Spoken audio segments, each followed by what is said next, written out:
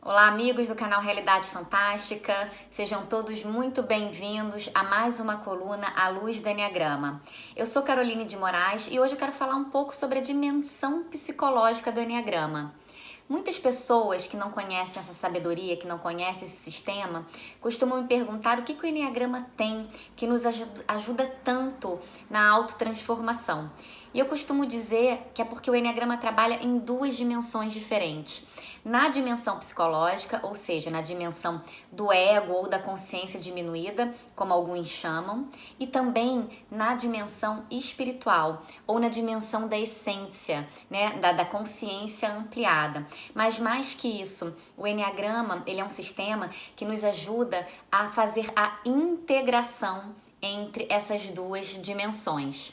E hoje eu vou contar um pouquinho sobre essa dimensão psicológica. Bom, o que o Eneagrama faz? Ele nos mostra que existem 9 padrões, né? 9 egos diferentes, 9 formas de ver a realidade, de interpretar a realidade, né? De sentir, de pensar e agir. E cada um de nós adotou um estilo específico. Então eu tenho um estilo de interação com a realidade, ao passo que você pode ter um outro estilo.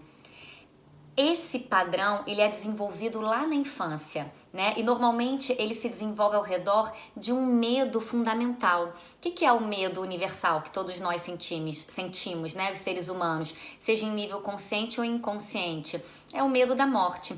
E quando a gente é criança, a gente não tem o nosso cognitivo desenvolvido, a gente não tem o centro emocional desenvolvido, nós somos muito vulneráveis. E por mais que os nossos pais sejam bem intencionados e cuidadosos, em algum momento a gente pode sentir esse medo de não sobreviver. Então o ego, ele vem e vai desenvolvendo essa personalidade, que é o quê? É um sistema adaptativo para a gente sobreviver aqui nessa dimensão que a gente está, né? Aqui nesse planeta.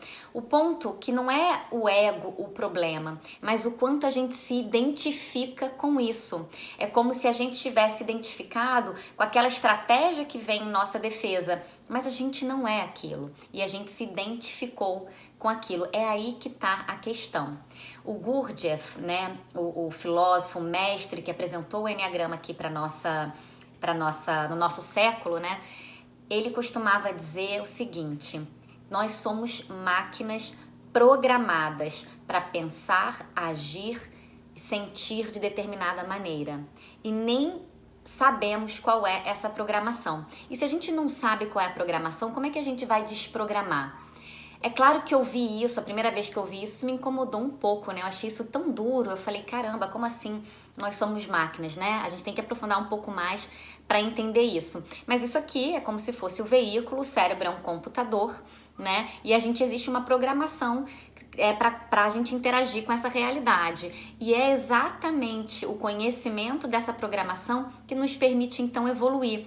Então o Eneagrama, ele mostra qual é a programação e ele também nos dá um caminho de desenvolvimento. Como que eu posso fazer então para sair dessas amarras todas, né? E isso que é interessante porque de um ponto de vista de psicologia, você não tem como matar o ego. É que as pessoas têm conceitos diferentes sobre isso. E a ideia não é matar o ego, eu já falei isso aqui num vídeo anterior.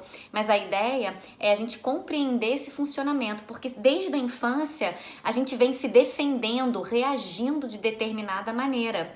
Então, se a gente não trabalha nisso, ou se a vida nos ensina, nos traz experiências, se a gente não está aberto para olhar para isso, nós nos tornamos aquilo que eu costumo dizer, crianças velhas. Né? A gente é um adulto que continua tendo comportamento e reações como tinha quando era criança.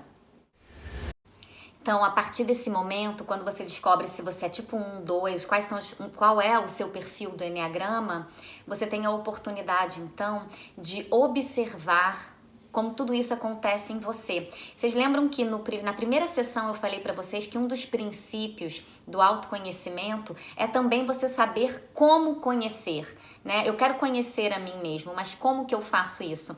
E um dos métodos que muitos dos professores de Enneagrama utilizam e que eu utilizo também é o método da autoobservação.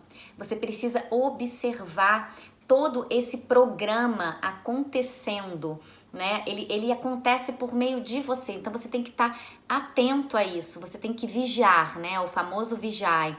A gente trabalha com autoobservação, com presença, né? Se eu não ver isso acontecendo, como é que eu posso então mudar? E ver acontecer não é mudar ainda, né? É um processo de experimentar, de ser o observador de si mesmo. E aí a mudança ela vai acontecer de uma forma muito mais natural, né?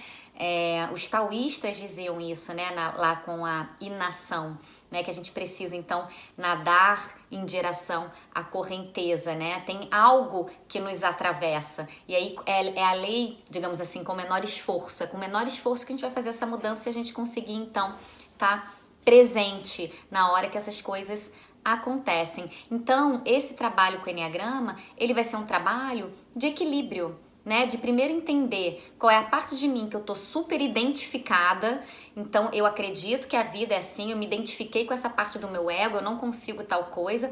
E quais são as partes de mim que eu tô deixando pra lá? Porque o Enneagrama, ele tá todo dentro da gente. Se você é capaz de determinada coisa, eu sou capaz também. Mas talvez você tenha uma facilidade para fazer algo que eu não tenho. Então, eu coloco um pouco mais de esforço para desenvolver a mesma capacidade. Mas eu não sou apenas esse padrão. Então, a gente começa, então, a fazer o equilíbrio, a equilibrar, a se identificar com competências ou com potencialidade que a gente está muito identificado, ou com dificuldades, crenças, enfim, e começa então a ir para esse outro lado e gerar esse equilíbrio.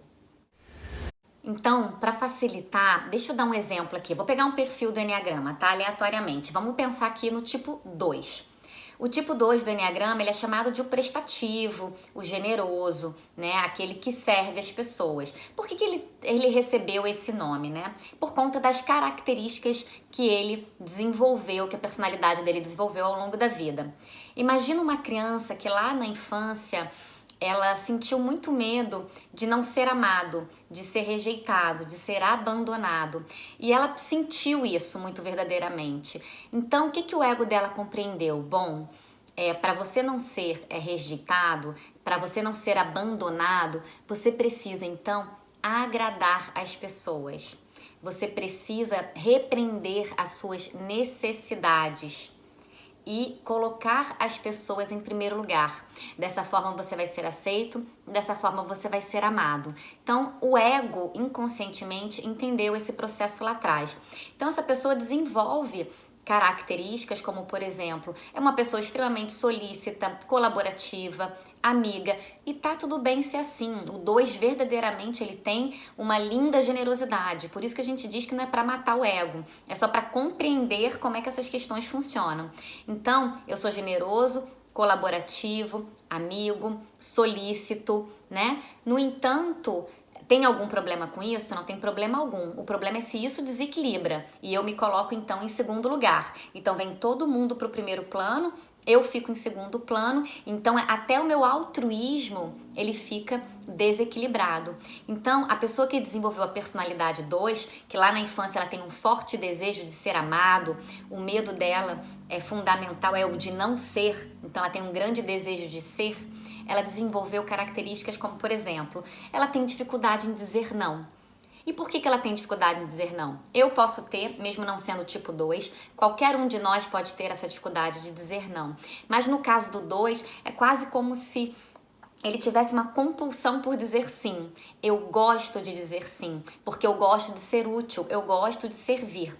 E aí o ego dele faz o seguinte, então se o outro está em primeiro lugar, se você tem que atender o outro, vamos repreender aqui as suas próprias necessidades. Então você está cansado, você está precisando descansar, alguém pede a tua ajuda, ao invés de descansar você se deixa, você vai ajudar essa pessoa, né? E aí começa a sobrecarga do 2. Gente, pode parecer uma coisa simples para quem não é esse perfil, mas toda a base de sofrimento das pessoas que desenvolveram esse padrão está exatamente no fato de não conseguirem descobrir quais são as suas próprias necessidades, se colocarem em primeiro lugar e dizer não quando é preciso. Então é aí que está essa questão de equilíbrio. Então você vai aprendendo quais são as suas características. É ótimo para uma liderança, um líder do tipo 2, né? Ele tem excelente trabalho em time, ele ouve as pessoas, ele colabora com as metas da empresa, mas ele também precisa, então, priorizar as suas próprias questões. E é assim que começa esse caminho de desenvolvimento, né? O 2, ele vai abrir um fluxo onde o dar e o receber, eles têm a mesma medida. Eu vou falar isso no próximo vídeo da dimensão espiritual, de como é que a gente faz para abrir esse fluxo e de vir para a essência. Mas vocês conseguiram pegar um pouco o que é esse padrão do ego? Então eu tô lá na infância, eu tenho um medo determinado, minhas estratégias de defesa começam a se movimentar, então eu percebo que para viver aqui nesse mundo, eu preciso, se eu sou um tipo 2, eu preciso ser generoso. E se eu não for, eu começo então a fazer uma desprogramação. É quase que eu sinto o 2, que tá bem ali na personalidade, quando ele tem que dar um não, ele sente um desconforto muito grande. E é aí que vem a questão da autoobservação. Eu preciso dar um não e eu preciso ver esse desconforto surgir. E eu só quero observar. É assim que a gente começa a trabalhar no Enneagrama, né? Assim que eu trabalho com os meus clientes no passo a passo, eles têm que ver cada parte da personalidade se movendo, acontecendo. Depois disso que ele vê esse desconforto gerado porque ele disse não, e para cada tipo de Enneagrama isso vai acontecer diferente, tá? Isso é uma estratégia 2. Quando ele vê esse desconforto do não, ele fica com aquilo. Ele não precisa mudar ainda. Depois ele vai lá e faz novamente aquilo. E aí ele vai sentir necessidade de dar um sim. E ele vai dar um sim. E assim a gente vai trabalhando essas personalidades, tá certo? E assim, pessoal, conhecer o perfil do Enneagrama, ele vai fazer com que a gente saia de quê? Do automático, né? Se a gente está funcionando automaticamente, dizer que nós somos máquina faz muito sentido, porque eu estou no automático. Eu nem sei por que eu faço determinadas coisas. É claro que assim que você está aprendendo, você está entrando nesse caminho do Enneagrama, a primeira coisa que vai mudar é a tua autoimagem. Porque a gente acha que a gente está fazendo uma coisa, está tomando uma decisão por conta de determinada coisa, mas o que está atrás daquele processo decisório é outra coisa completamente diferente. Então, quando a gente aprende esse mecanismo da personalidade, a gente vai olhar para nossa vida e vai dizer assim: caramba, quantas coisas eu tomei de decisões que não estavam em nível tão consciente para mim, né? Nossa, será que agora eu posso fazer diferente? E isso vai fazer com que a gente cresça e a gente saia do automático, né? E que a gente veja então, não, eu sou capaz sim, e agora eu entendo o porquê do desconforto. A gente vai ver por que o 9 tem dificuldade de entrar em conflito, por que o 7 às vezes tem dificuldade de foco, né? Por que o 4 eles têm uma conexão com a melancolia. A gente vai entender os perfis de controle, né? Por que eu preciso controlar? Por que eu não abro a minha vulnerabilidade? Né? Pessoas que são muito mais intelectuais, com dificuldade de abrir emoção, dificuldade de abrir o coração. Então a gente vai começar a entender como a gente funciona. E para ajudar vocês, eu quero indicar um livro que se chama A Sabedoria do Enneagrama. Eu tenho ele aqui. É esse livro aqui. Se vocês quiserem conhecer mais sobre os perfis do Enneagrama, para quem está começando, eu recomendo esse livro. Um outro livro, esse aqui é do Russ Hudson e do Don Rizzo. Um outro livro que eu recomendo também é A Essência do Enneagrama, do David Daniels, da Ellen Palmer. Não sei se é a Ellen Palmer e a Virginia Price. Eu não tenho ele aqui, mas pode colocar A Essência do Enneagrama, David Daniels. E também, para vocês, eu coloco aqui à disposição, eu fiz um e-book, tá? O meu e-book, ele tá à disposição para você baixar gratuitamente, fazer o download no meu website, carolinedemoraes.com.br. Lá você vai encontrar informações sobre os diferentes perfis do Enneagrama. Eu vou dar dicas de outros livros também. Você pode fazer o download gratuitamente. E aqui no canal Realidade Fantástica, eu também gravei um vídeo em que eu explico os 9 perfis do Enneagrama, tá? São 20 minutos de vídeo, você vai conhecer um pouco dos 9. Isso é importante para a tua jornada, porque agora eu vou começar a trazer dicas dos perfis. Eu vou começar a falar um pouco mais, eu vou ser mais específica, então você conhecer o seu perfil, né? Esses livros que eu indiquei, o meu e-book, vai ajudar você a estudar um pouco mais. Tá? E a se conhecer melhor. Nesse livro aqui também, da Sabedoria do Enneagrama, e na Essência do Enneagrama também, você vai encontrar alguns testes que você pode fazer que são mais confiáveis, né? É claro que o Enneagrama é autoestudo, eu não confio muito nos testes da internet, mas esses que estão nos livros, junto com o autoestudo, com a explicação, vai ajudar você também a conhecer melhor o seu perfil, tá certo? Bom, então eu vou colocar os links, tá? Os links vão estar todos aqui no descritivo do vídeo. E eu quero deixar para vocês hoje uma frase de um poeta do século XIII que eu amo de paixão, que é o Rumi. Eu sei que muitos de vocês conhecem e gostam muito do Rumi. As palavras dele são muito carregadas de sabedoria, de poder, né? Esse poeta sufi. E a frase é a seguinte: você nasceu com potencial. Você nasceu com bondade e confiança. Você nasceu com ideais e sonhos. Você nasceu com grandeza. Você nasceu com asas. Você não está destinado a rastejar. Então, não rasteje. Você tem asas. Aprenda a usá-las e voe. Tá certo, pessoal? Por hoje é isso. Muito obrigada e até a próxima.